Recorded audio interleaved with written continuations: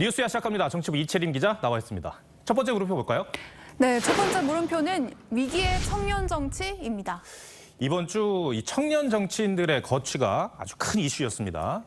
여당의 이준석 대표는 중징계를 받았고 야당의 박지원 전 비대위원장은 전당대회 출마가 봉쇄됐죠? 그렇습니다. 그런데 일단 두 사람 모두 억울하다는 입장을 보이고 있습니다. 네.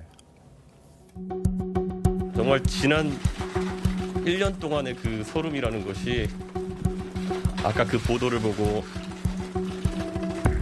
진짜 북받쳐 올랐습니다.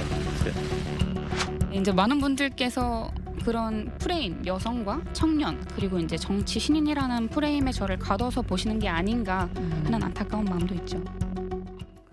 네. 두 사람 모두 대표였죠. 네. 근데 뭐 나이를 떠나서 그런데 새로운 리더십에 대한 기대도 있었을 텐데 어떻습니까? 그 두 사람의 리더십에 대한 평가는 어떻게 나오나요?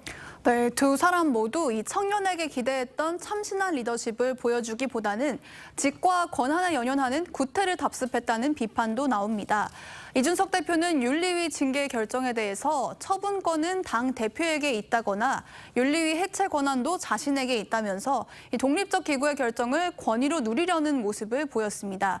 또 박 전 위원장은 비대위원장 취임 직후에 차량 등을 제공해달라고 당에 요구했다는 의혹이 일면서 20대 비대위원장답지 않다 이런 비판이 나오기도 했는데요. 물론 박 전 위원장은 이후에 이런 요구에 대해서 사실이 아니라고 일축하긴 했습니다. 또 이번에는 전당대회 출마를 위해서 당헌 당규까지 본인에게 예외로 적용해달라고 주장하면서 자리에 집착하는 모습을 보인다 이런 비판도 나오고 있습니다. 해외에서는 이미 30대 정치인들이 아주 좋은 모습을 보이는 그런 경우가 많이 있었잖아요. 정당의 새바람을 불어넣고. 네. 근데 우리는 왜 이렇게 좀 차이가 나는 걸까요? 네, 일단 해외 사례를 좀 먼저 살펴보면요. 영국에서는 30대에 보수당 대표가 됐다가 43살에 총리가 된 데이비드 캐메런 전 총리가 대표적인 청년 정치인의 성공 사례로 꼽히는데요. 캐메런은 34살에 하원 의원에 첫 당선된 뒤에 5년 만에 당대표가 됐고 다시 4년 뒤에 총리가 됐습니다. 프랑스의 마크롱 대통령은 자신을 37살에 장관으로 발탁한 올랑드 전 대통령의 후광에 기대지 않고 독자 정당을 만들어서 프랑스의 고질병으로 불리는 노동법 개혁을 앞세워서 대통령이 됐습니다. 이들과 비교하면 이 대표나 박 전 위원장은 파격적으로 발탁된 뒤에 정치적인 외연을 확장하기보다는 당내 헤게모니 쟁탈전에 매몰됐다는 지적도 나옵니다. 네. 첫 번째 물음표 정해볼까요? 네, 첫 번째 물음표 위기의 청년 정치의 느낌표는 책임에는 나이가 없다로 하겠습니다. 네. 아무리 젊은 정치인이라고 할지라도요. 정치인이라면 나이와 관계없이 본인의 언행에 대한 책임을 오롯이 져야 할 겁니다. 이 대표와 박 전 위원장은 각각 이대남과 이대녀를 대표하는 인물로 많은 관심을 받으면서 정치권에 등장했죠. 그런데 전 세대를 아우르는 정치력을 보여줬는지 아직 의문인데요. 세대 교체가 정치권 최고의 화두라고는 하지만 이 생물학적 나이를 앞세워서 나여야만 한다는 당위를 내세우는 것만으로는 유권자들을 설득하기 아직 부족해 보입니다. 알겠습니다. 두 번째 물음표는 뭡니까? 네, 두 번째 물음표는 이낙연이 친일파입니다. 네. 저희가 이낙연 전 총리와 아베 전 총리의 사진을 띄웠는데요. 참 일본에서 충격적인 사건이 벌어졌어요. 네. 이낙연 전 대표가 아베 전 총리를 추모하는 글을 올렸죠. 그런데 친일파라고 비판을 받는다고요? 네, 먼저 이 전 총리가 올린 SNS 추모글부터 좀 보시겠습니다.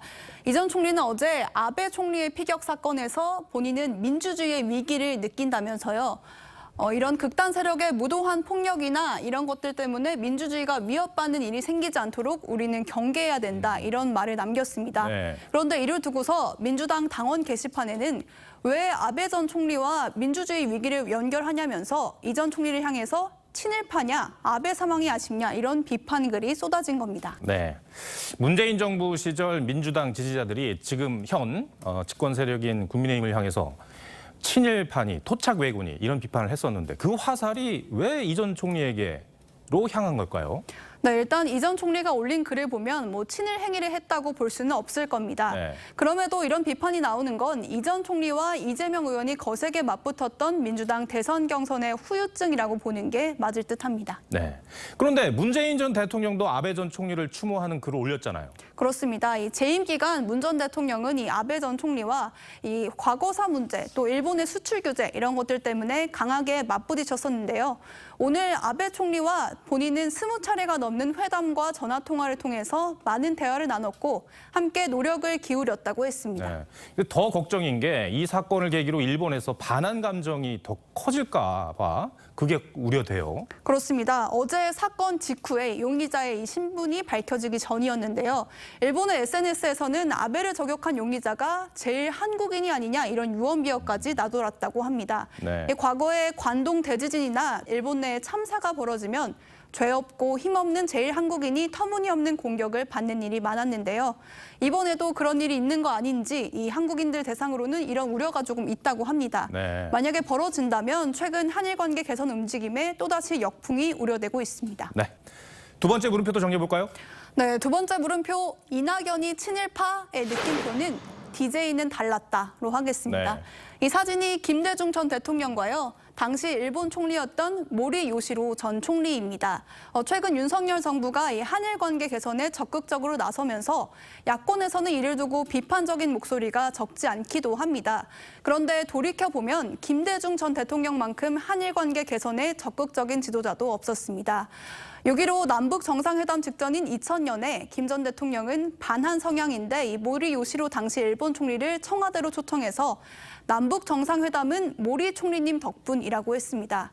실제 이 모리 전 총리가 역할을 한 건 별로 없었는데 남북 관계 개선의 국제적인 지지 기반을 다지기 위해서 모리 전 총리를 축혀 세웠던 겁니다.